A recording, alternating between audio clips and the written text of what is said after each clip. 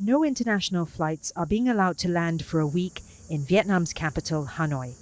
The announcement on Tuesday follows a similar ban by Ho Chi Minh City a few days ago.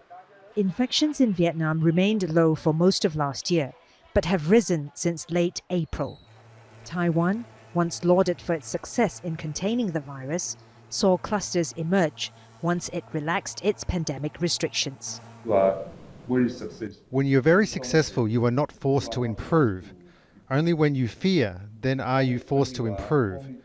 We were too successful in the past year. In Malaysia, a 2-week lockdown beginning on Tuesday means only essential services and businesses are allowed to operate. Health officials here say the surge in cases is caused by more infectious variants and people breaching pandemic restrictions to celebrate the Muslim festival of Eid last month. Malaysia has recorded nearly 2,800 deaths from COVID-19. 40% of those were in May alone. Vaccination rates in Asia remain low. On average, only 6% of the population has received at least one vaccine dose. Experts say containment of the virus must therefore be prioritized for now. We have to be vigilant, we have to be doing good surveillance. We have to, as communities, we have to come together and accept movement restriction, border controls, the use of personal protective equipment, masks, etc., and practicing good hygiene. We will be stuck with this until we get high coverage of vaccines, and that's the only way out. Many countries are now ramping up their vaccination campaigns. Japan is hoping to vaccinate 1/3 of its population before it hosts the Summer Olympics in July. And Vietnam says it's seeking to buy vaccine production technology while also pushing to acquire more doses. Florence, Looi, Al Jazeera, Kuala Lumpur.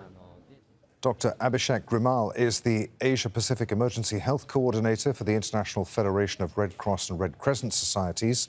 He says the presence of new variants could be contributing to the rise in cases.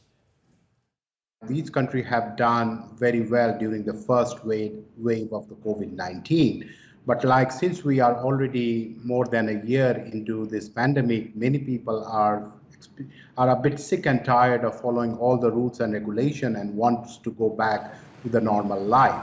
On top of that, these countries also are seeing now the variants of concern, which is much more transmissible and infectious than the previous or the original strains of SARS-CoV-2, lowering our guard against the virus, plus the presence of variants of concerns can be attributed as two major causes of spike of cases in Southeast Asia.